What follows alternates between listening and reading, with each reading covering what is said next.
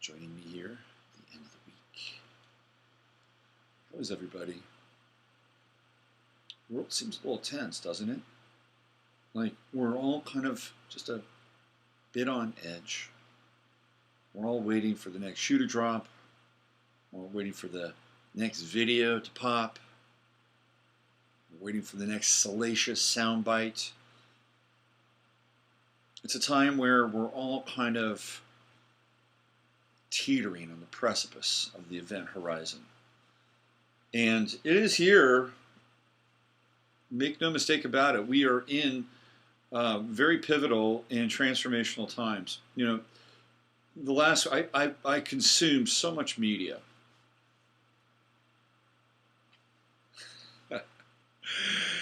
I consume so much media. And so I have my own kind of like filter where I am, taking in soundbites. I tell you, the last week, the big soundbite has been, well, we're at a crossroads. This is an election where America is at a crossroads. The world is at a crossroads. And we hear it. I heard it last time, but it was Barack Obama and faceless candidate 1A, also known as Mitt Romney. We heard it the election cycle before that with Barack Obama and John Hanoi Hilton McCain. And this is a way to get the electorate lathered up. And yet, we really are at a crossroads. It's a big time. And we're staring down an election like we haven't seen before. And again, I've talked about this numerous times. And tonight we're gonna get into Russia's chart, by the way, tonight. And we're gonna look at this full moon in Aries, which was a supermoon. Next month, in November, when we have the big, full, robust moon, full moon in Taurus. A voluptuous Taurus full moon. It's going to be a super duper moon, another big one. And then after that, we're kind of at the end of the fall full moon cycles. And then we head into the kind of the icy, in the northern hemisphere that is, the icy full moon of Gemini in December. So we're coming down to this last culmination of these fall full moons. 3 of them. Next one in Taurus. But this full moon has been very intense and interesting in many ways. T-square. It has been in a T-square with Pluto, conjunction with Uranus. We had the full moon at 23 degrees in Aries last night, opposite the sun. This is how that works, right? Sun over here, full moon over here, opposite one another. In exact degrees. So wherever they're lining up during the night of the full moon, that exactitude is where the full moon takes place. So we had Moon-Uranus conjunction in Aries. And look, from the collective level of side, I mean, that's some pretty creative and playful energy. Moon-Uranus conjunction in Aries, that's like some hot energy, man. I hope he took advantage of that, because everything is not dire on planet Earth, on Terra, on the third dimensional holographic plane of the matrix. It's not all dire. And we have to take time out every now and then to remind ourselves that this is a place where we play. And it's play sometimes at a fairly high level. And sometimes play has high risk and high reward associated with it.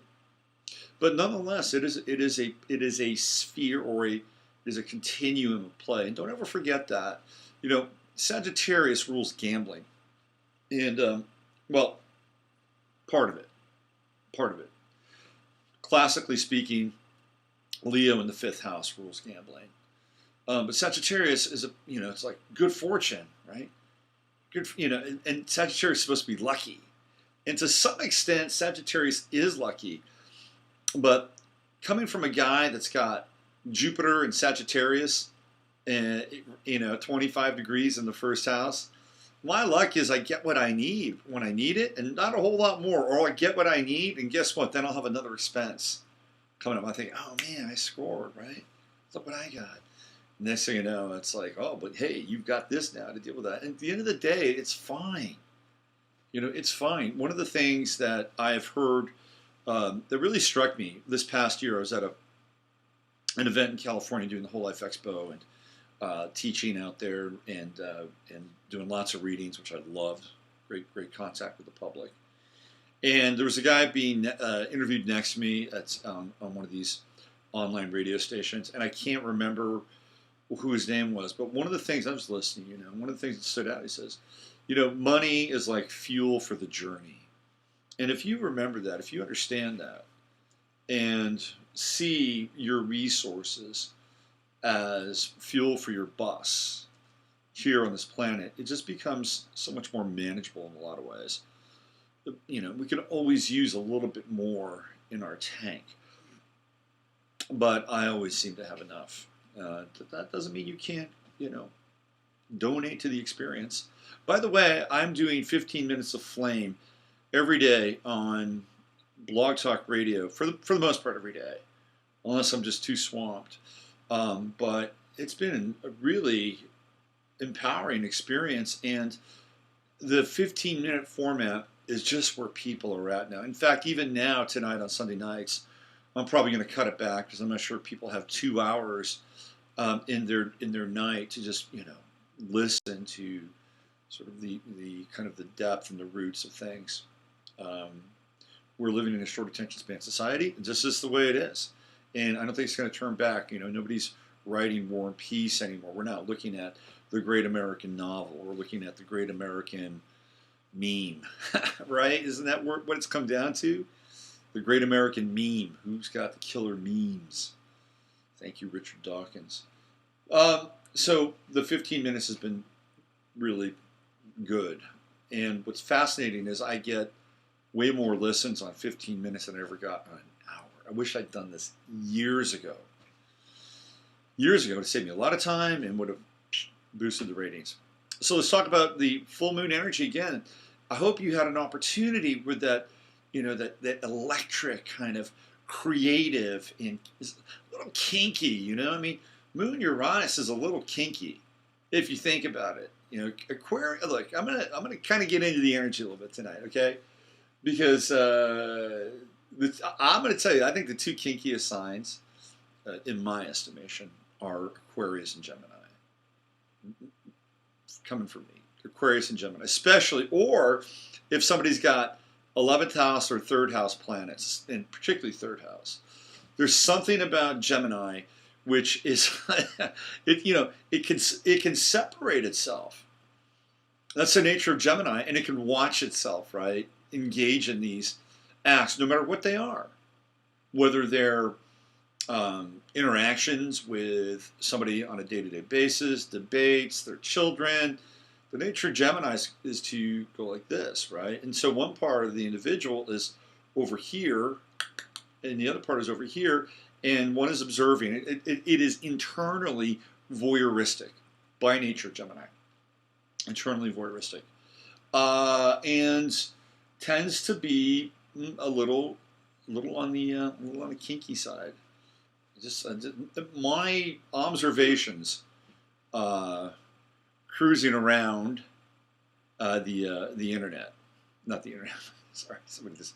My observations cruising around the Zodiac, Moon in Gemini is very playful. It's a playful kind of slightly experimental, a little voyeuristic.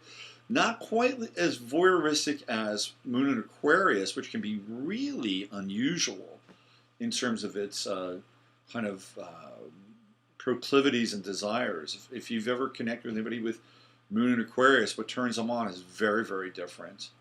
It's more like kind of unique eroticism, fetishism. It's a very different kind of kink in some ways. But when we combine the Moon in Aquarius, Moon in Uranus and Aries, boy, I can be incredibly playful, and I hope you sort of got a little taste of that last night, and it's still kind of available. It's still kind of in the ethers, and we're starting the week off with the Moon A solid Taurus. Taurus feels great. We love Taurus. It's grounded. It's earthy. It's the body. It's somatic. And if I could give you one piece of advice, because now we're moving out of the fullness, right? The moon is beginning to wax, so the energy from the globe, from that steely globe staring down at us. The Russians and a number of other people believe that the moon is made out of metal, and that the moon was brought here. I don't have a problem with that, by the way. I don't think the moon is bizarre. I mean, the thing just it sits there, and you see the same side every night. It's been doing that for thousands and thousands and thousands and thousands of years. It doesn't spin like the other bodies in our solar system. So the moon is unusual, and the Russians, years ago they fired a rocket, a missile. They fired a big missile into the moon, and apparently when it hit it, made a big clank, and it sounded like a celestial tuning fork.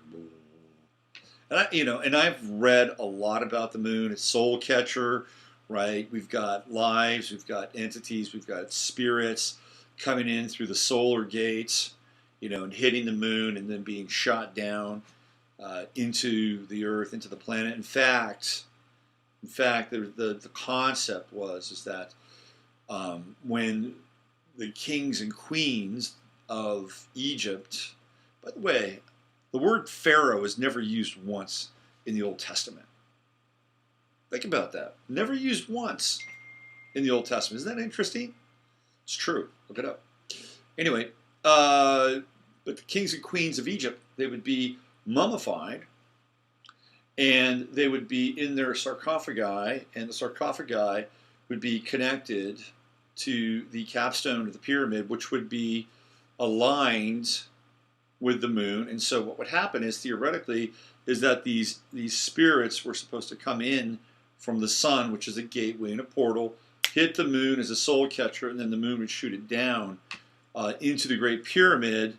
And so the soul would then reincarnate into the body of Pharaoh or the king or the queen, whoever it was. This is apparently a function of the moon and the sun. Just giving you some esoteric, occult, hidden history kinds of representations of how the moon has been maybe used in this lifetime, or not this lifetime, but millennia ago. And then there's this whole mythology of Saturn as a prison, right? Because this is what we get with the cube, the hyperdimensional black cube, which is everywhere on the planet. Everywhere. I believe, if I'm not mistaken, it's even on, I have to check, I think Alex Jones uses a black cube on his InfoWars. I have to double check on that. But the black cube is everywhere. It's a hyperdimensional cube. It is the prison.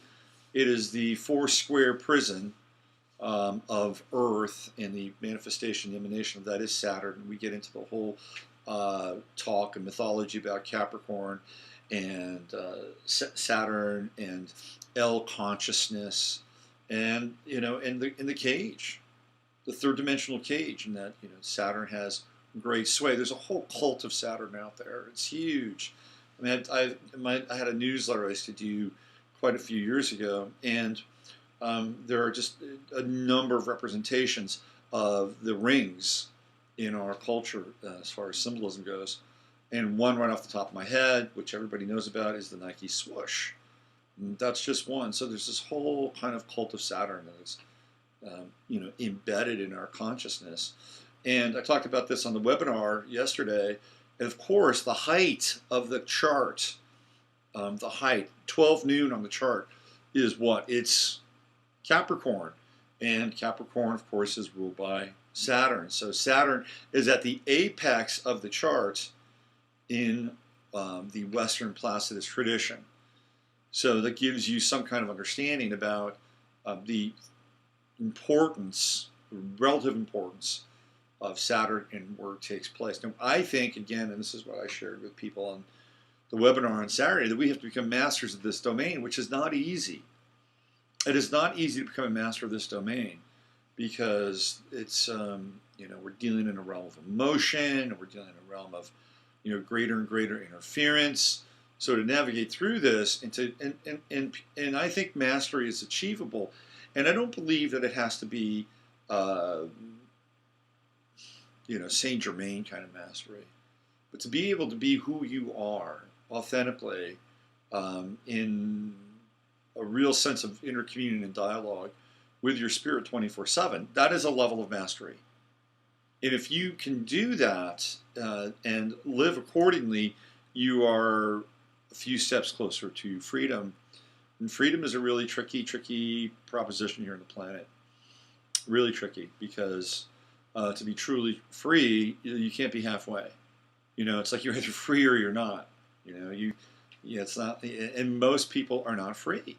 We are in the cages of our anxiety. We are often, chained to the past, or we are trepidatious and unsure about the future. And it does not help living in this very strange continuum that we find ourselves in now, which is why the spiritual stakes are really high. They're really high. Like if you can get it now, if you can, kind of understand it and embody some very core principles, patience, love, steadiness, compassion, clarity. If you can embody these qualities as much as you can all the time, this is really where it gets interesting. It's easier to have those qualities where all the conditions are just right.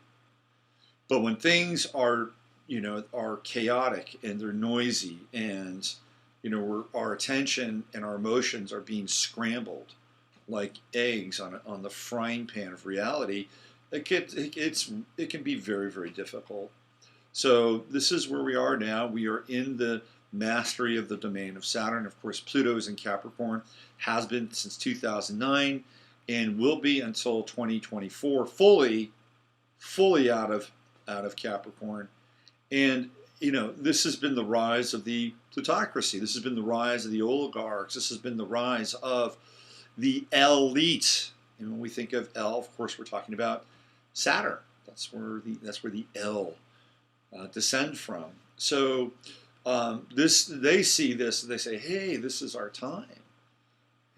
This is really our time." Even if they're rocking the sidereal chart, 15 degrees, Pluto's just getting into Capricorn, so they're just clicking their heels right now, if they're playing with sidereal astrology. But I'm assuming that most of them, or the majority of them, are still engaged in Western Placidus. And you can see, right in 2009, when we went into the financial crisis, that they were making their move. It's exactly what they were doing. And they had everybody forgive their debt and then come up with a shortfall. And it was a major power grab. That was a ritual. It was not just a bad economic crisis. That was a ritual.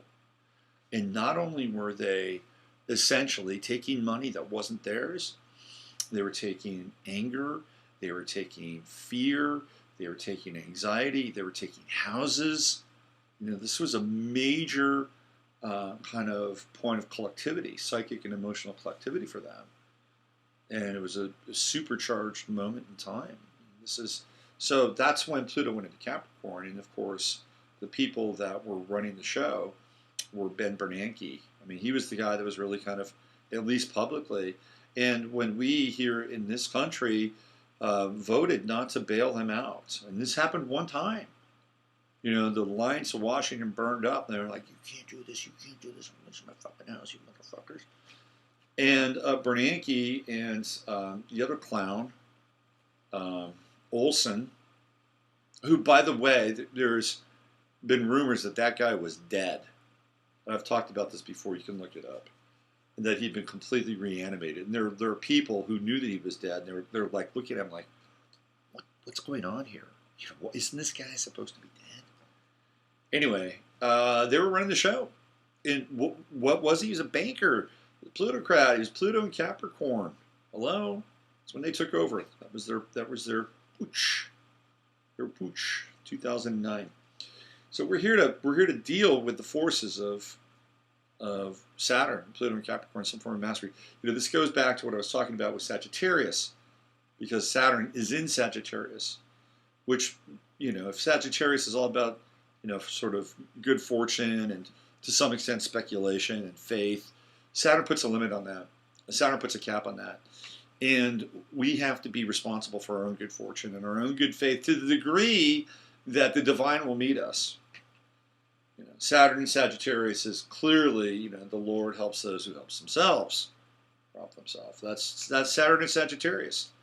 You take care of business, you take care of your stuff to the best of your ability, and then there's another level of divine providence that can come into play.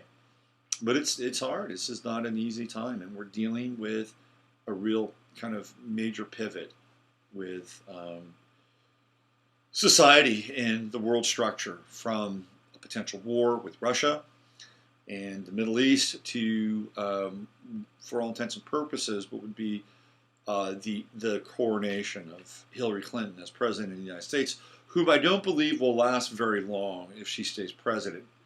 I've heard that she really wants the title but not the job, if that is indeed the case, that she's actually a person at this point, which I have my doubts about. Just from me to you. But she would be content, is what I've heard, that she'd be content on being the first woman president, not necessarily content to be there for the next 4/8 years. And it won't take more than 4 years to really put the final, the kind of the final bullet in America, in the Constitution, and in many ways the last bastion of freedom. And I know a lot of people don't really believe that, but it's true. It's true. I mean, if I wanted to, I could sit here and I could go on a filthy tirade about anything I wanted. I could go on a filthy tirade about race or gender or nationality, whatever. I could do it. If I wanted to, I could swear up and down about Obama on this video if I wanted to. Now, by law, it is free. For now, it is free. It is free. Now, I may get a knock at the door and, say, hey, what are you doing here? But I am protected by constitutional rights and a First Amendment. You try that in some other place. Go ahead and try that in China. Go ahead and try that in Sri Lanka. Go ahead and try it in Indonesia. Good luck. Good luck. So we still have these tenuous threads that keep us connected to this place in a semi-free. Are we totally free? Of course not. Of course not. Not even somebody who's absolutely filthy rich is free. They may be more free to some degree, but they're not. They owe their soul to some other entity. Trust me on this. So let's get into this Capricorn thing. I'm going to get into not Colin Kaepernick or Colin Capricorn. He had a relatively tame day, even though he had a lunar sun conjunction, full moon. He got to start again for the San Francisco 49ers. So I want to talk about the chart of Russia, which I've talked about before. And Russia, in their new chart, 1991, okay, they decided that they were going to stamp their new charter, their new quote-unquote constitution, on December 25th, 1991.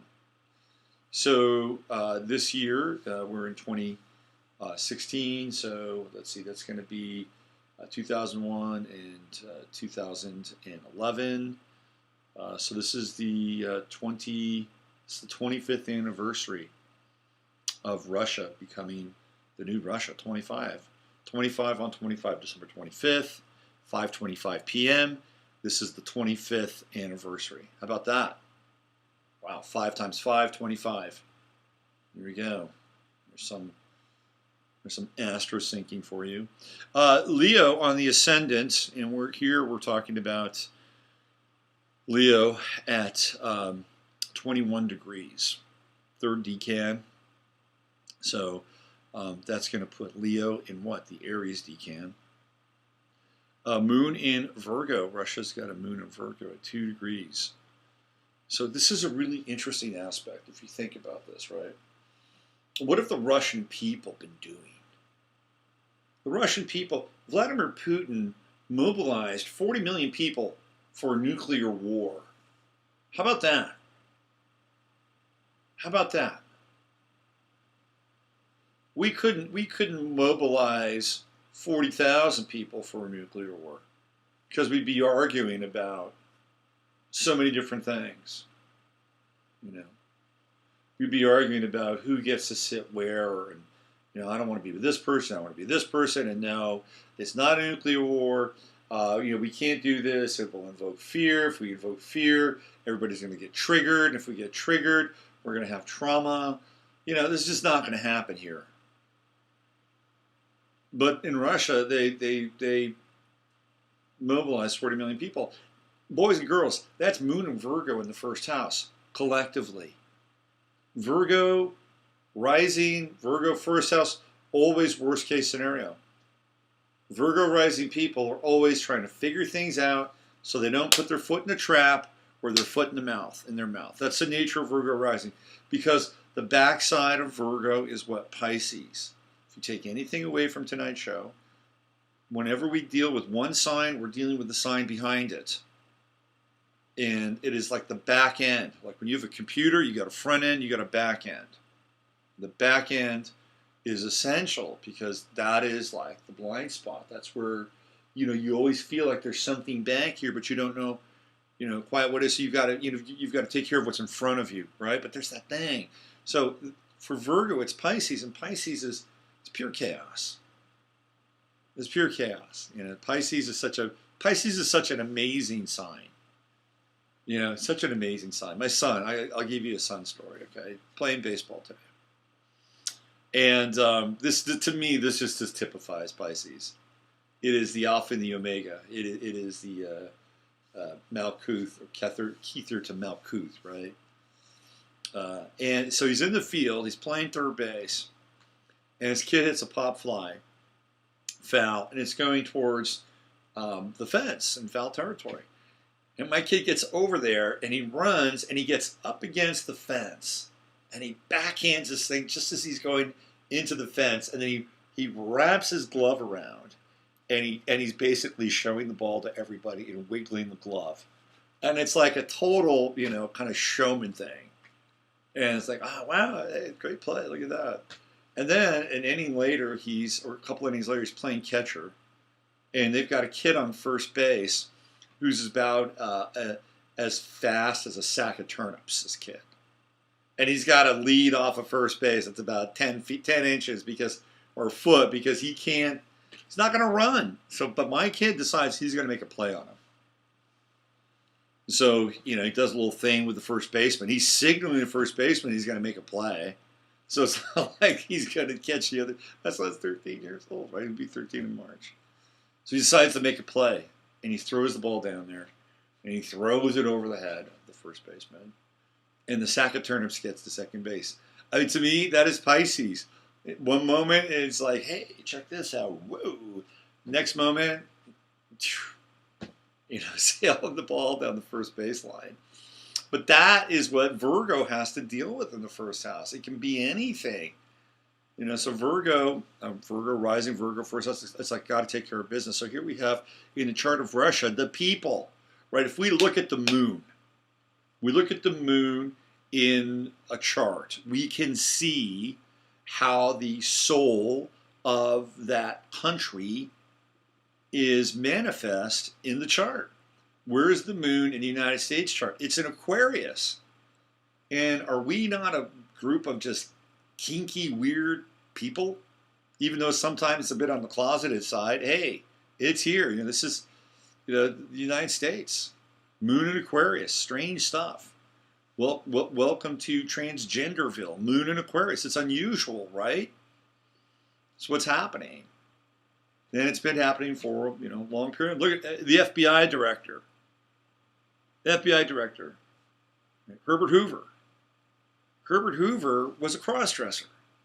And this is the guy that was in charge of everything. In terms of Al Capone, crime, you name it. He was blackmailed through and through because he'd like to dress up in corsets. I love that. I should look up his chart. But that, to me, that typifies, Moon in Aquarius in a lot of ways. So here we have Moon in Virgo in Russia. And are these people like to know? They're not like that. They're just not. One of the things that happened was that when Yeltsin was president, he lowered the price of vodka. He basically said, "Hey, I want to take your money and I want to give it to the oligarchs. I want to give the oligarchs all this stuff, but hey, the price of vodka is really cheap." And so people were getting smashed. Remember, this is on the other side of Glasnost in the fall, and a bit of uncertainty, but it's like, hey, yeah, man, it's party time, man. Goodbye Soviet Union and hello cheap vodka. Well, guess what? When Putin comes in, price of vodka, boy, it goes back up again, and then he takes the stuff back from the oligarchs. What does he do? Well, he gave them to somebody else. Remember that. He wasn't just playing Robin Hood. But now we've got perhaps a more kind of sober picture of Russia. We've got Pussy Riot going into the Orthodox Church, which is very Moon Virgo, and deciding that they're going to, raise a little hell. And well, Pussy Riot got in big trouble. And, they went to jail for a while. In fact, they may even still be on trial. They're, Pussy Riot, their shit got quashed. And we see the rise of orthodoxy, the rise of Christian orthodoxy in Russia. The very Moon in Virgo, it's like Savonarola, the monk. It's very austere Moon in Virgo in a lot of ways in the first house. There's also Jupiter in Virgo. Now, Jupiter in Virgo is in the second house here in Russia's chart, which is interesting because it's usually about resources. What have they been doing? I'll bet you anything that they have been just stockpiling and stockpiling and stockpiling.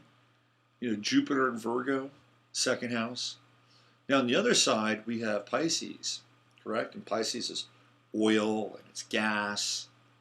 And they've got this big deal, that they're setting up with Turkey and Gazprom and taking a pipeline really kind of all the way through Russia and all the way through Turkey and through ultimately, I think, even Syria, part of the equation.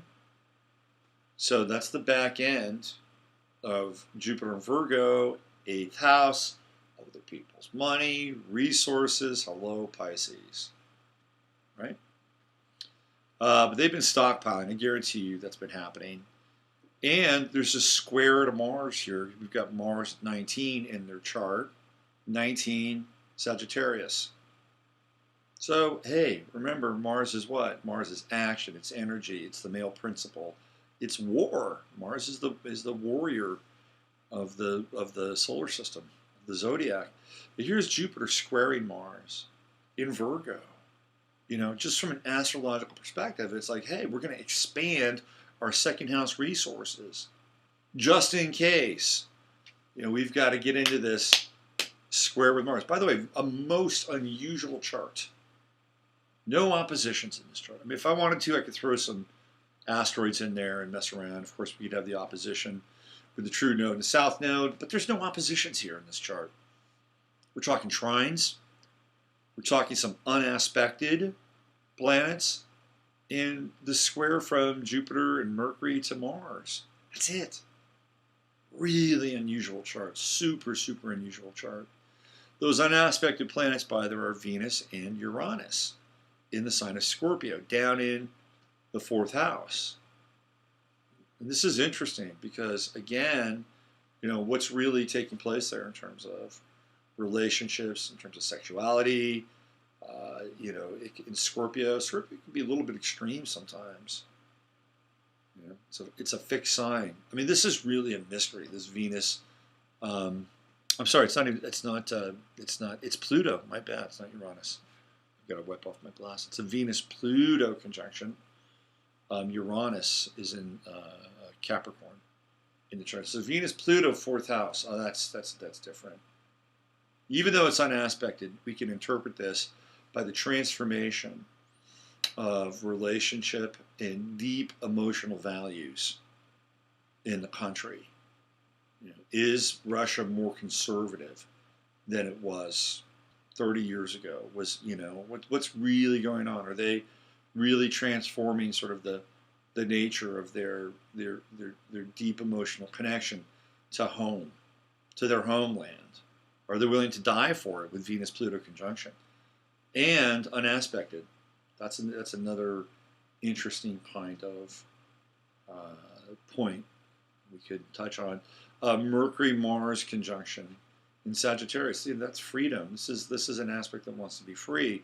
So the square to Jupiter in Virgo would be to somehow kind of at times expand yet limit, because Jupiter Virgo is it's a limiting sign. So it wants to take things and break things down piece by piece by piece. Interesting here, because also Bashir Assad, born on 9/11, that's his birthday, 9/11, puts his sun right in the second house of Russia's chart, which is kind of at the core, in that place of material values, not emotional values. Very interesting.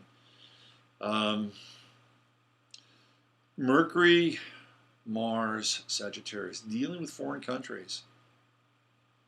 Hillary Clinton, Uranium One, with the Russians.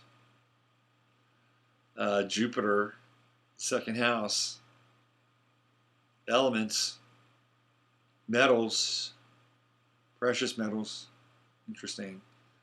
Saturn right now is getting very close to Russia's Mars. Transiting Saturn will be there by the end of the year, so we're talking November. End of November, Saturn goes into 20 degrees at the end of November. And by the time we get into 2018, Saturn is off and running and deep into the third decan of its sign. But that's going to be an interesting time by the end of the year. And if there is going to be something explosive, if it does happen, it could take place at the year's end. I'm not sure it would happen now, although there are so many pieces of news that are kind of bombarding us at this point in time. If you're not following, you really need to pay a little attention. Again, we don't want to be paralyzed by fear, but there's a lot happening. Putin has said, hey, we're going to call home. If you are going to school in the United States, come home. He said that. And he's warned the West that we are closer to war than we've ever been. Now, Putin's an interesting character in and of himself. He is definitely almost as much as a wild card as George Bush, and we know really very little about Putin. As much as we like to think that we know him, that he's the great white knight, and there's so many people in this country. Remember, everything's been flipped. It's the upside down. The Soviet Union, former Soviet Union, Russia is the new United States, and we are the new Soviet Union, former Soviet Union. I mean, think about it. It's true. Even our president, who's an avowed socialist, has taken power. So we've reinitiated the Cold War, but we're on the other side of it. But Saturn conjunct Mars is a very intense, and it can be very frustrating in terms of its energy in the chart. If you're having a Saturn transit, let's see, you have Mars and Sagittarius. Saturn transits are difficult. You can work long hours. You can plug in a lot of energy. It's the aspect of grinding. Mars, Saturn, grind. But if you're not willing to grind, boy, the energy will grind you. So you better find something to do with it. Now, Russia has Sun, True Node, Uranus, and Neptune, and they're all conjunct, in Capricorn in the fifth house. From the 3-degree Sun of Capricorn to 15 degrees Neptune. So Pluto has come through and hit all those planets except for Neptune. Pluto is on Neptune right now in the Russian chart, which is interesting because, again, now remember, there are very few discordant aspects in this chart. One of the aspects that is harmonic is Neptune trine Jupiter. Now, Pluto is kind of right on Neptune at this point in time in the Russian chart, and it's also trining Jupiter inside the chart as well. That's resources. Number one, deep resources. Number two, but Pluto-Neptune conjunctions at a collective level. I mean, this is where, sort of the kind of the maybe the spiritual tenor of the Russian people gets transformed in a very Capricornian kind of way, that they're willing to kind of follow along one line or one direction. Their society could be transformed, and not necessarily in a painful sort of way. Neptune and Capricorn, we looked at this before, and the Neptune Uranus conjunction in Capricorn was actually pretty rare. I mean, it hadn't happened in something like,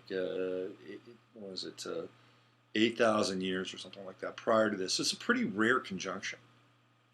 And with Pluto there, kind of transforming and getting into the depth of that rareness, in the fifth house, which is children and life force. This is a very interesting time for Russia. This is where we get to deal with, in many ways, what we might think is real or unreal about them. Because if you look at sort of the perception of Russia, I mean, it's like, well, Russia's behind Donald Trump, Russia's behind Alex Jones, Russia's behind WikiLeaks, they could be behind the American election. Think about that. And that the American election would be a false flag. And here's Pluto right on top of that Neptune, because again, when Neptune, we're talking about deception and illusion and all those Piscean things. This is very interesting. This is very interesting. Who is Russia? What is Russia? What are they all about? Can we trust them? Are they real? Are they, is Putin just kind of a messenger boy for the Zionists? Is he the new Antichrist? Is he the Antichrist? I mean, it's all Pluto-Neptune stuff, right? And if you have studied Edgar Cayce has a major prophecy about Russia, about how Russia is a very pivotal country as it relates to this new world that emerges, and it becomes sort of this bastion of peace in a lot of ways. So here, Neptune, and Cayce is a Pisces, Neptune ruling planet. Here's Pluto, Cayce's prophecy kicking in, perhaps. We're in it now. We are in it now. We can speculate, and we can make a lot of informed assumptions. But this is an interesting aspect. Now, Pluto will be on Russia's Neptune for to the end of the year, and then it moves into the sixth house. Well, it's not quite sixth house, is it? No, it's going to be in the fifth house for a while. Well, it moves into the sixth house in the end of next year, going into 2019. And Pluto in Russia's sixth house is work, purpose, dharma, service, healing. That'll be an interesting time. Pluto is ascending in the Russian chart. It is ascending. Because remember, in 1991, in the fourth house, they transformed. They really transformed their kind of emotional values and their family base. And since, Pluto, when we look at, Pluto in the chart of the United States, it is going to come full circle, and it will come full circle in 2022.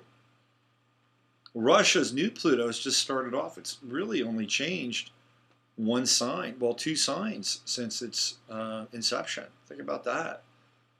So Pluto in the Russian chart is exploring kind of new terrain now.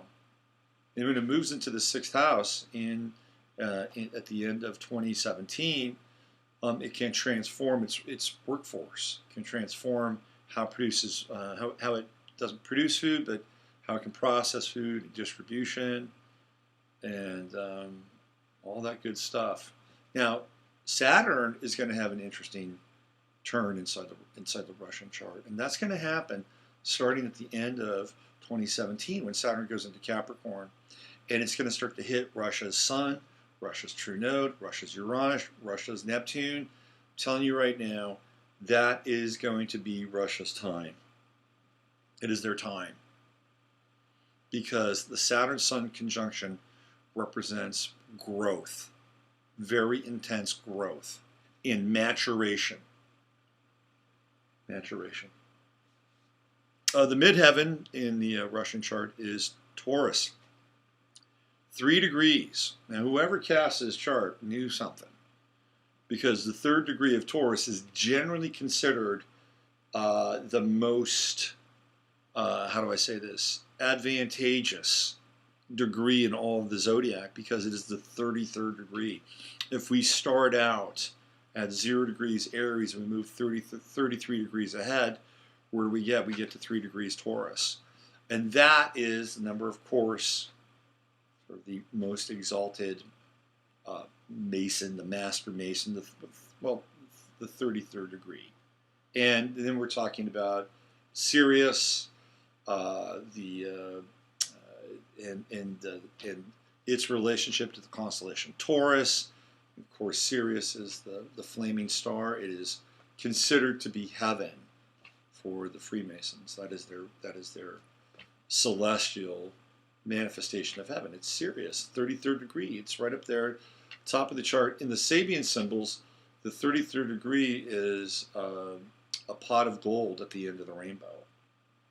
So whoever was throwing down on Russia's chart, getting that 3rd degree of Taurus up at the top, actually it's at that point, you know what, that's, it's the top of the chart, that's right. There it is, 33 degrees, 3rd degree of Taurus. Let's get into this week's planets here a little bit. Let's talk about them. Remember, the United States is a Cancerian planet. It is not by degree, but it is opposite Russia. So we have Sun at 24 degrees. We're just talking about Libra. We're just talking about the Taurus moon. There it is, 8 degrees. So we'll be going into this week. Now things are descending. Remember, the moon is moving away from its fullness.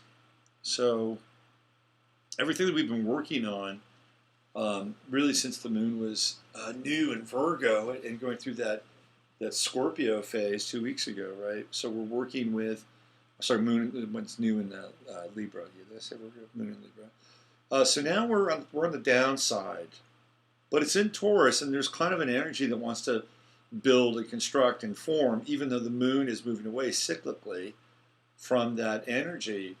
So don't discourage yourself from building, finding something tangible. But I'll tell you what I would do. If you do one thing tomorrow to start your week off, I'd get a massage. That's what I would do. Because number one, you're dealing with the moon and breaking things down, right? It's like, breaking things down, breaking down kind of your structures, your forms, your blocks, but it's in Taurus. So it's going to be the body and it's going to feel good. I would definitely start the week off with a massage. And as we move into this, the new phases, the moon wanes, we go into the renewal cycle. I start to break down my diet a little bit, and I would look at kind of, what you're putting in your body, and make sure that it's, really right for you. I went through a period about a week ago where I thought muesli, gluten-free muesli, was going to be my friend, and man, it was just really did a number on me, and I couldn't, it was just Virgo, I've got a sensitive stomach.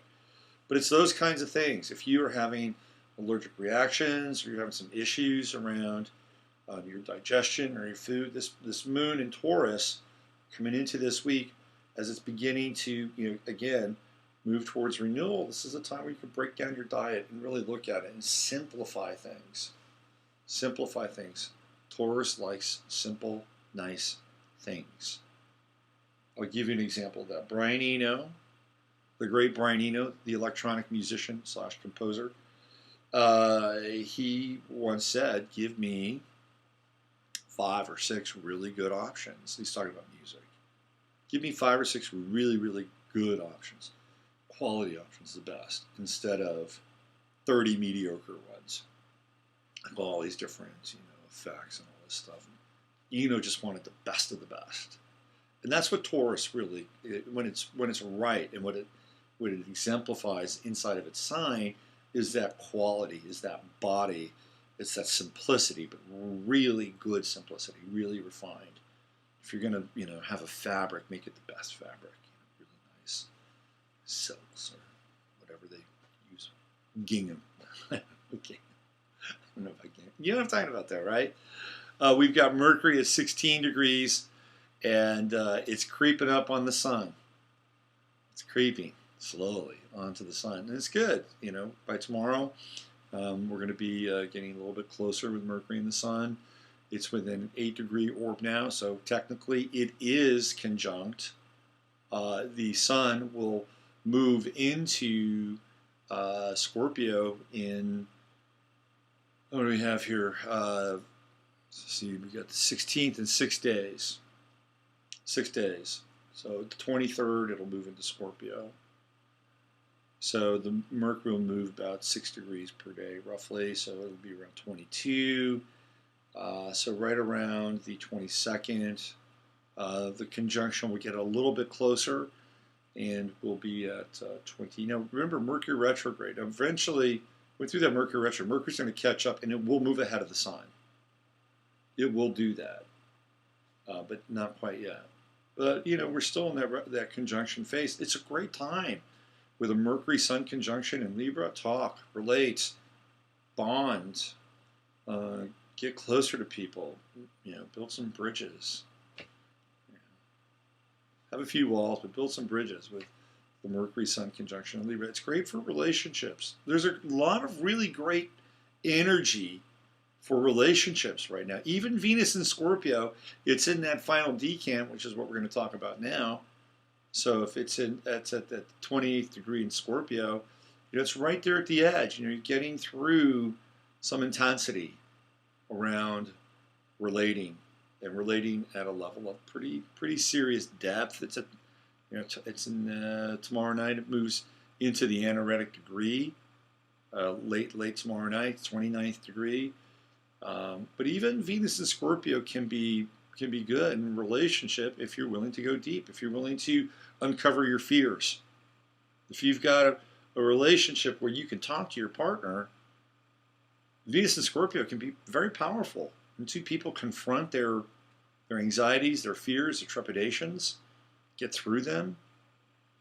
If they can get through their phobias and obsessions with the Venus-Scorpio transit, it's good with all this, because we've had all this Libra energy with Jupiter, Mercury, and the Sun to kind of soften it up a little bit. So it's not just like, 3 or 4 planets, stellium in Scorpio, Sun, Mercury, Venus, and just taking you right down into the basement, into the crypt of each other's life. It's not quite like that. Mars 13, Capricorn. Here we go, boys and girls. That Mars Pluto conjunction. Guess when that's going to happen? It's going to happen on the debate. It's going to happen on Wednesday night in Las Vegas, baby. Hillary Clinton, Donald Trump throwing down. You ever read The Stand? Anybody ever read The Stand? I always wish I would have made a real cinematic release of The Stand. Where does the end of the world take place in The Stand? Anybody? Las Vegas. That's where it is. The apocalypse. Randall Flagg. One of the meanest, baddest, possessed, evil mothers ever in literature. He's going to make a throwdown and a showdown in Las Vegas. Well, hey, here we go. It is The Stand happening on Wednesday night. And very interesting. Yesterday on the webinar, I broke down Trump's chart as it relates to the energies of the event. There's going to be a Taurus rising that night.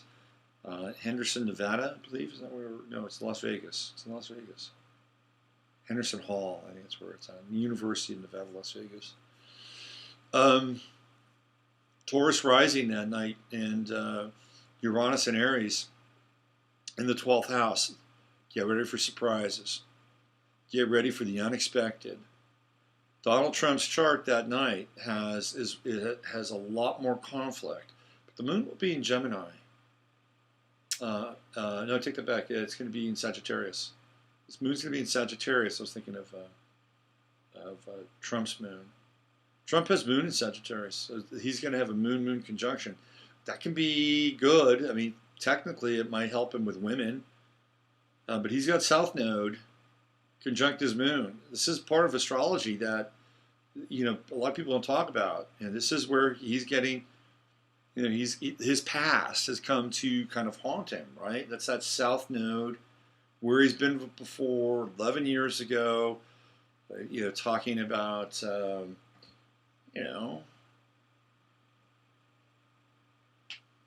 coochie. Let's go right up there and grab it, right there. And they just fall at their feet. Hey, it's power, men in power. Men in power. It's been going on for a long time. Very long time. You want to hear a story about power and men?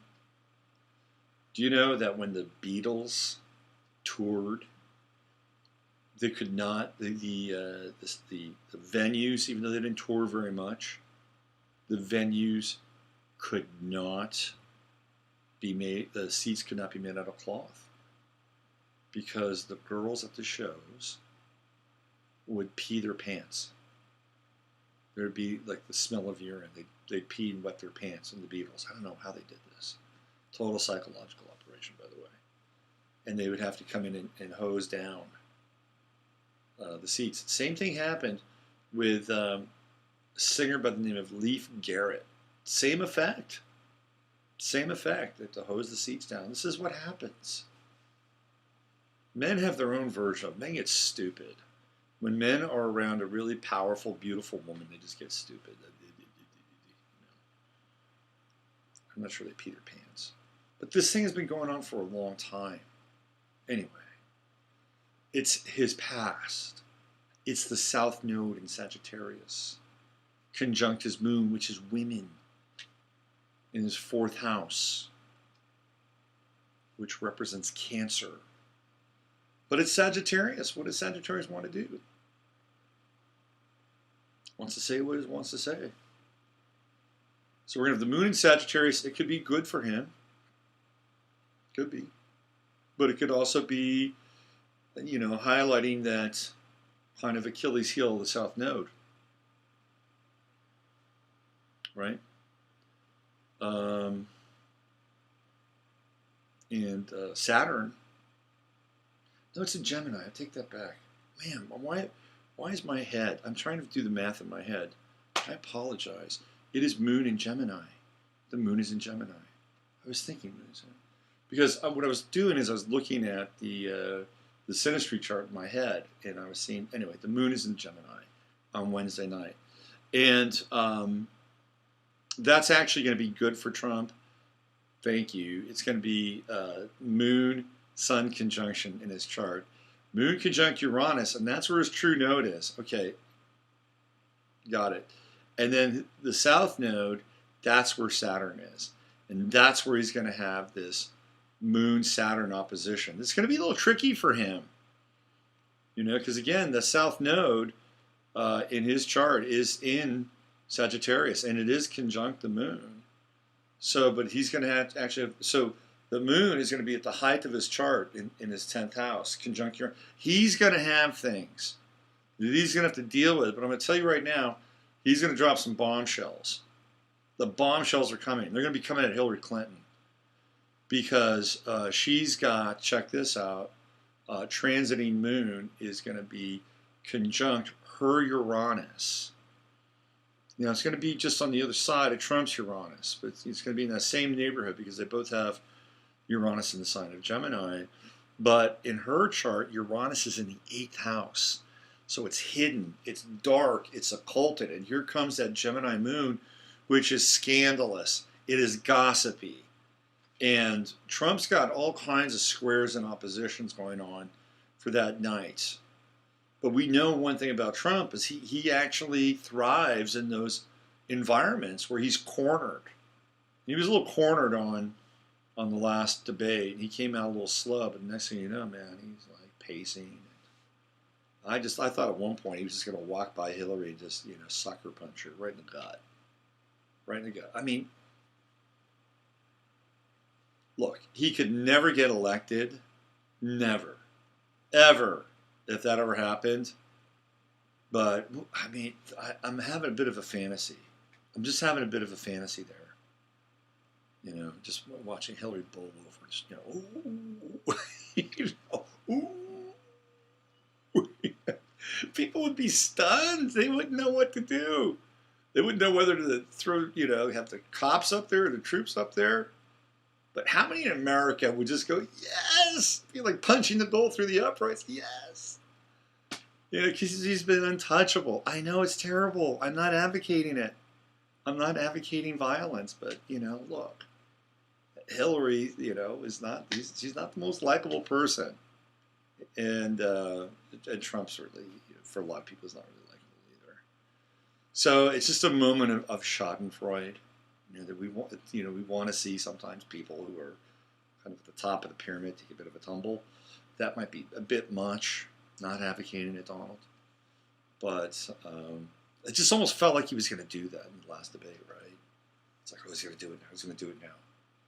Here comes the uppercut, right to the midsection. Well, he's much taller than she is. He'd have to really get down low and just kind of, Or what if they hired Vern Troyer to come up there and do it? I mean, wouldn't that be bizarre? Vern Troyer charging the stage with Hillary. We need some kind of bizarre moment like that. Do you remember back in the you probably don't, but back in the day, Marlon Brando won the Oscar. It was for I think it was Godfather or Last Tango in Paris. He was on a roll then, and he didn't go up and accept the Oscar. He sent up this Native American woman, Sachin Littlefeather, to accept it on his behalf. I thought, this is interesting. We don't have enough bizarreness. Maybe Kanye West and what he did with Taylor Swift. Maybe that qualifies. I don't know. Anyway, this Mars Pluto conjunction that's happening. It's happening on the night of the debate, and that's intense. Now, getting back to Hillary's chart, her chart is actually set up pretty well, but she has at least 6 inconjuncts in the chart. And if you know anything about an inconjunct, if you don't, let me just share that with you. An inconjunct is when a planet is within a 1 to 2 degree orb of another planet in a 150 degree angle. Not quite an opposition, right? Opposition 180, half the chart. The inconjunct are 2 planets that have nothing to do with each other. They're like, I don't know you. I don't know you. Who are you? I don't know. But we got something in common. Well, what is it? Well, we're sharing this angle. We got to figure it out. That's the nature of an inconjunct. She's got at least 5 of those on the night of the debate. 5 inconjuncts, which means to me that there's going to be surprises. Trust me, she may roll out a few, but she may have to deal with a few of her own.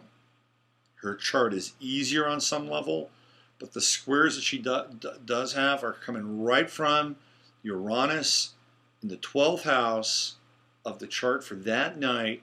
It's squaring up against her own Uranus and, of course, the moon in Gemini. It's going to be interesting to see what happens on Wednesday night. And that Pluto-Saturn conjunction, this is it. This is it. This Pluto-Saturn conjunction. This is going to be the night that changes America. You're going to watch history. I'm telling you right now, you're going to watch history on Wednesday night. This Pluto-Saturn conjunction. It's almost got the energy of an assassination. That's what it feels like to me. It feels like assassination energy.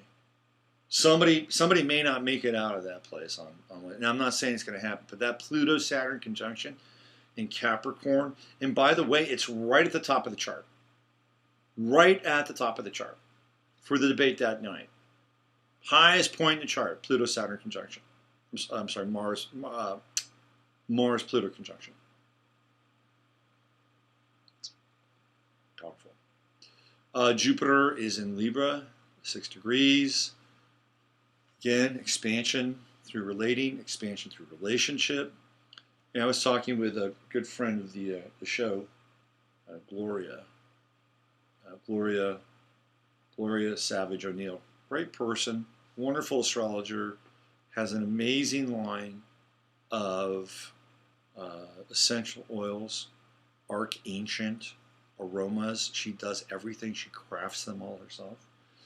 Anyway, she was telling me, oh man, I thought I thought Jupiter was supposed to be great. I thought Jupiter, was all fun and and it was happy. And I said, oh man, I'm having such a hard time. I'm having financial troubles again. One of the things that we can count on with Jupiter is it brings a lot. Whatever it is, whatever's going on with it, it brings a lot. So sometimes it can be a lot of good things. Sometimes it can be a lot of things that you've got to deal with. It can be excess. That's the nature of Jupiter. It's big, it's gassy. It has a lot to bring to the table. So sometimes if you're going through a Jupiter cycle, and there's an aspect of Jupiter, I know for her Jupiter's in the 12th house, so it could bring up some unequitable situations. Expanding into that 12th house kind of, tilt that the 12th house can do sometimes. And maybe making one side just a little bit bigger than the other. And maybe the other side, somewhere down the line, let's say maybe 6 months from now, Jupiter may balance that out. And all of a sudden, oh my God, I'm loving Jupiter now. Hey, especially in Libra, I got a big windfall here. Just keep that in mind.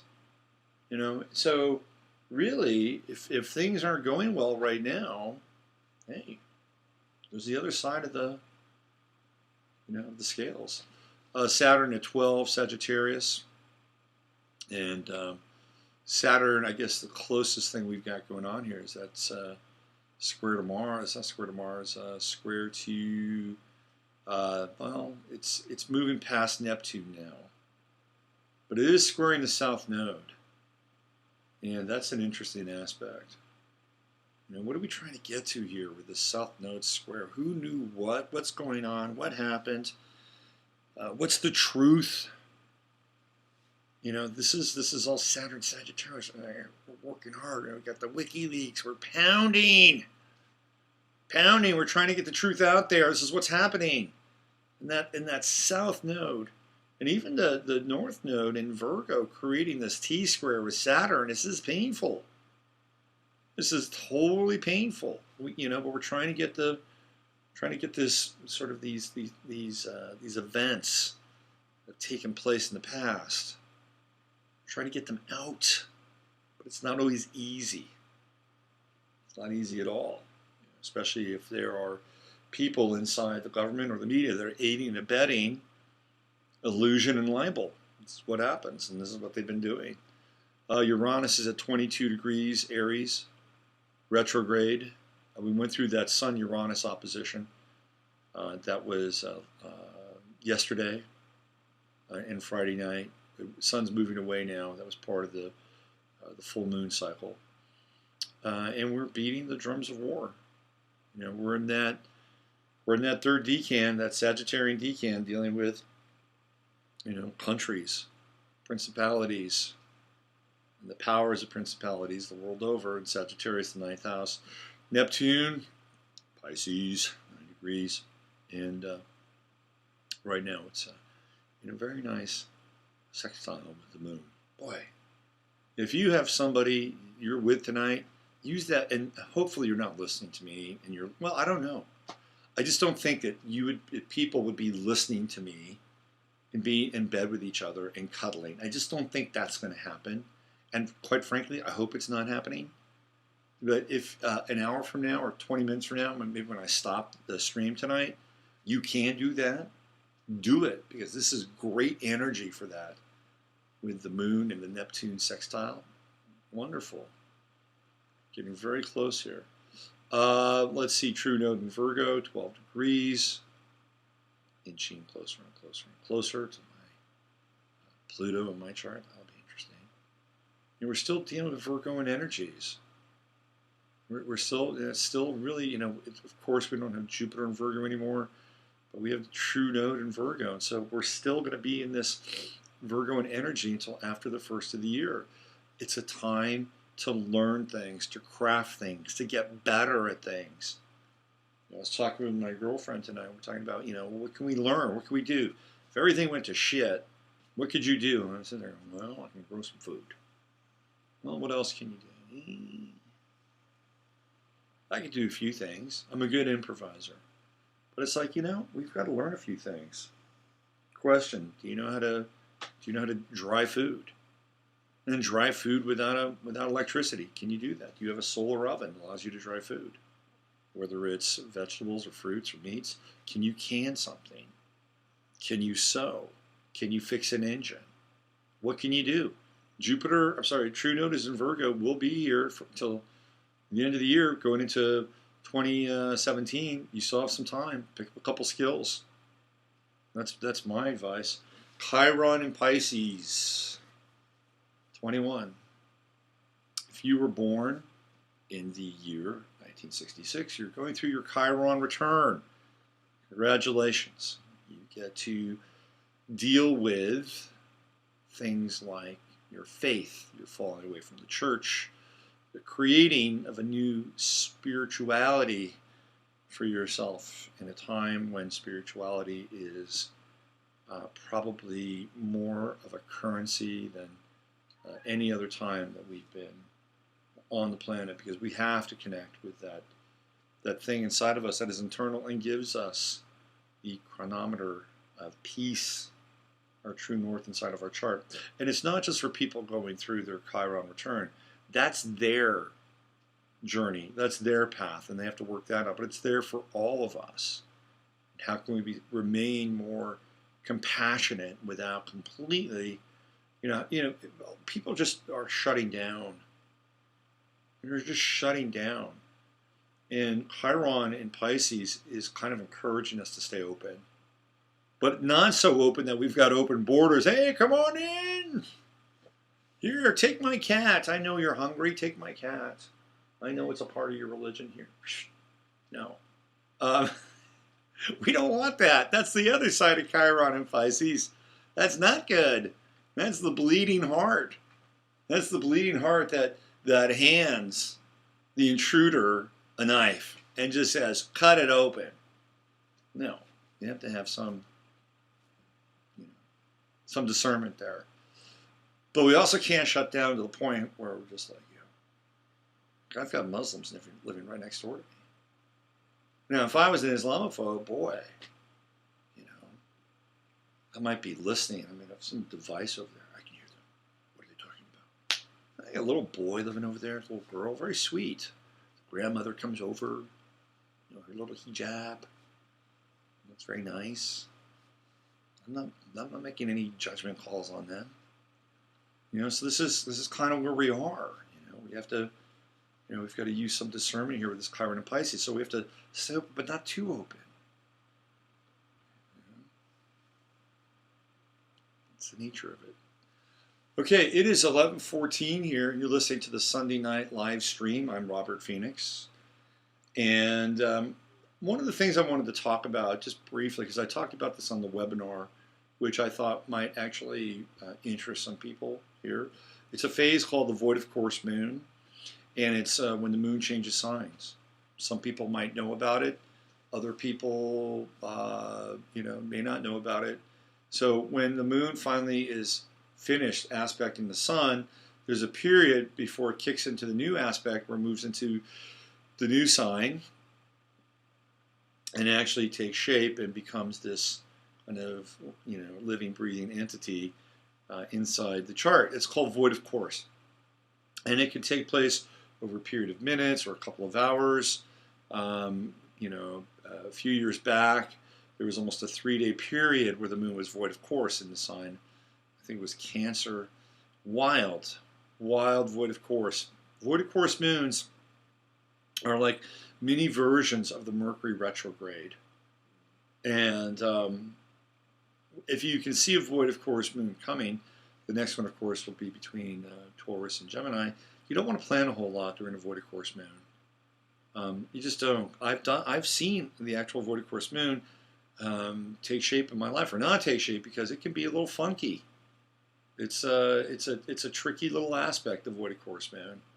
It's a time out aspect. If you want to just relax or meditate, contemplate, void of course moon is fantastic. It is fantastic. But I would not start any new projects under a void of course moon.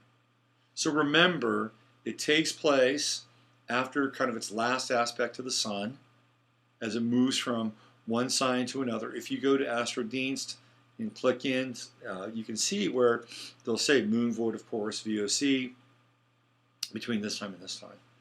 Take note of it. It's an interesting thing for you to do, just to check it out and see what happens during a void of course moon. Is it easy? Is it difficult? You'll see. Another thing I just wanted to again touch on tonight, very basic stuff. NASA has, they do this, man. They do this about every 5 or 6 years. They basically tell everybody, oh, did you know there's 13 signs? You're not your sign anymore. I remember the last time this happened, I think it was around 2010. It's about 6 years ago.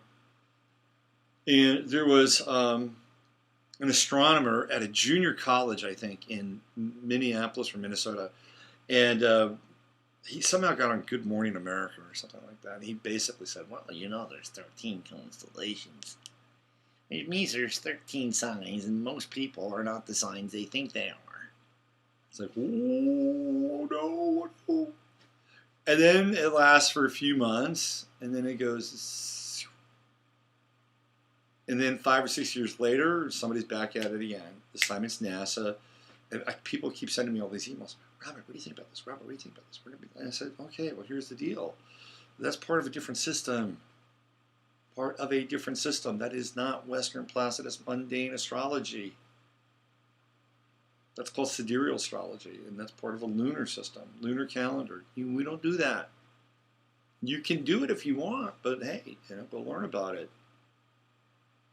As far as we're concerned, there's 12 signs still. And you're the sign that you are. You're the sign that you are. So I'm just here to put that out there. If you haven't heard it, from anybody inside the astrological realm, astrological circles, you're hearing it from me. I just want to see if there's any interesting birthdays tonight. What do we got here? Anybody? Oh, Wyclef Jean. I did a story on him. I did a big thing on him back when Haiti went to shit. Haiti's almost, it's like, speaking of cycles, they must have like about a 5 or 6 year thing on their watch. Haiti time. What do we got this time? Well, last time was an earthquake. Oh, how about a hurricane? Let's give them a hurricane. Psh, go wipe it out. Got so many resources down in Haiti. Poor people. So I did hey, guess what? Tomorrow's, we have here Monday. Eminem's birthday. How about that?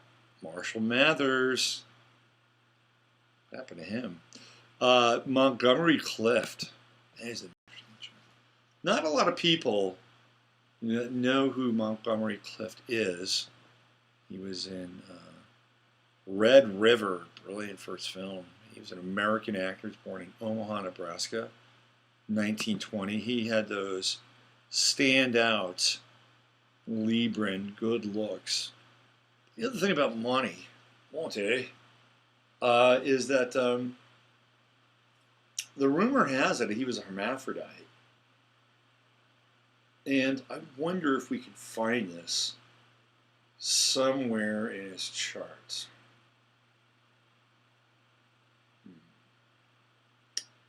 Well, if I were an astrologer, and I am, his 10th house is Gemini. However, the midheaven is 29 Taurus. When we get into Gemini, we're into that, the duality, the polarity thing. 29 degrees Taurus, aneretic degree the body. It's like he had to. That's interesting. One could make a case here a little bit with that 29th degree Taurus midheaven. You got to deal with the body, man. You got to deal with the body. He did not leave or live a pleasurable life, even though he was a star. He turned out to be a real mess. Venus, Mercury conjunction in the third house. It's Gemini's house in Scorpio. Oh, look where that south node is. It is in the body. Taurus, south node Taurus. Yep, south node Taurus. Now, Venus, Mercury conjunction in the third house. Remember, Gemini's house, do all these squaring Neptune. 12th house, house of secrets, Leo. Interesting. Very interesting. I don't know. I mean, if somebody sat down with me in this chart, would I say, oh yeah, this is the chart of hermaphrodite? I'm not sure I would, but I would look at that third house and I would say there's something going on in that third house. You know, because number one, Venus is ahead of Mercury, like it's leading Mercury, right? So he's leading with Venus. Scorpio, again, we've been talking about Venus and Scorpio. It's kind of intense. It's dark. It's deep. It's secrets, right? Secrets. And Mercury is behind Venus. And it's not out in front of Venus. Mercury is not sharing the secrets. Mercury is not spilling the secrets. But people knew if this is the case. And the true node in the third house, you know, he was here to explore that in some ways, right? Make it a strength. Jeez. I mean, you know, if it's true and he was a hermaphrodite, I mean, he could have been an absolute fetish for Hollywood because, you know, they're very into Baphomet, and Baphomet is two sexes, right? It's male and female. I mean, this guy could have been king if he played his cards right. But, I don't know. Apparently, he might have had a difficult time with it with that south node in Taurus up in the 9th house. And that Neptune in Leo, square Mercury, square Venus, he's keeping a secret. That Mercury-Neptune square, that's all about secrets. All about, and then Uranus on the descendant in Pisces. Radical relationships. In Virgo, trying to keep it all together. Remember I was talking about the back end of Virgo and the chaos, right? The chaos, the firmament. Virgo is always trying to keep under wraps. He's got a sun. It's right there. Where's this? Oh, Uranus is. It's, you know what? It's right in. It is in. I take that back. It's Pisces 2 degrees, and he's got that late sun in Libra 23. So it's a really wide trine, but it's an interesting trine. And then the opposition with Uranus and Jupiter in the chart. I wouldn't say this is the chart of a hermaphrodite, but I would think that there is something going on. And something unusual, and a little, like, remember I was saying, third house, kinky, remember that? Look, you know who's got an incredibly kinky third house is Tiger Woods. Total Gemini third house. He's into all kinds of crazy. Now, of course, Tiger Woods, in my estimation, has been replaced. And whoever that guy is, that imposter, he's not around. That guy, Tiger Woods, was a dominant force. Tiger Woods was the Michael Jordan of golf. That guy, I might be able to take that guy at mini golf down the road right now. Seriously. I think I could take him. He'd probably go in some kind of like Hillary spasma. Be able to for my cell phone. Hey Tiger. Miss a putt. I could play him for money. Just keep taking pictures. You know, that's what they've done with Hillary. You can't take your cell phones now inside Hillary's debates or her live events. Apparently, man, it just does a number on the cerebral cortex. You could take those old school analog, you know, disposable cameras, and she's fine with those. Oh, yeah.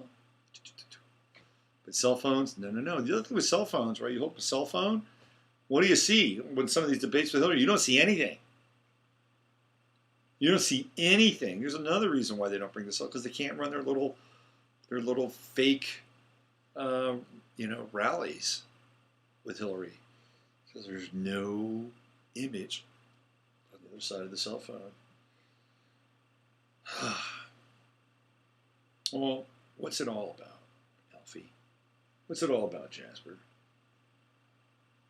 I've got my familiar next to me tonight. He's just channeling. He's just channeling all this wisdom. You know, the cats, right? Don't they come from Lyra? Don't the cats come from Lyra? He's been channeling all this wisdom tonight from planet Lyra, from the star system Lyra, right there. That's right. Total channel. Although I haven't brought him into the discussion because it's very discreet. Very discreet. I don't want him to be found out by the NSA or, any of the alphabet agencies. Well, we've been here for an hour and a half. I'm not sure how much more I have to add to tonight's discussion. Let me just give you a few pieces of housekeeping. We're still in the month of October. We're still in the month of October, October surprise. And if you're born in the month of October, you get a big $25 off your reading with me, an hour reading. So it goes from $155 to, guess what? Ooh, $130. $130 for a full hour reading. Next week, I'm going to attempt to have callers on here. I got to work on the technology a little bit this week, but I'm going to figure out a way to Skype in so you can actually talk to me. How's that? I've got this person that wants to debate me on my show, on my Flame show. I've called up now a couple times. I know they're from Berkeley or the East Bay. They're hot, man. They're hot and heavy. They want a piece of me. When do I want to give it to them? How about when the moon is in Gemini? How about that? I'll call them out. Hey man, I'm calling you out. You want to go? That's how the kids today say it. You want to go? Back in the day, hey, I call you out. Yeah, I'm calling you out right now. I'll wait till the moon's in Gemini. The debate Wednesday, man. I'll be ready. I'll be training. I'll be working my polemics and my dialectics. RobertPhoenix.com. I got a whole host and variety of readings, ways in which you can contact me, and you can avail yourself of my services, which I absolutely love to do. So, I don't have the music, but you know the drill. Use your head to discern what's real, your heart to stay up in what's possible. I'm Robert Phoenix, and you have been listening to the live stream.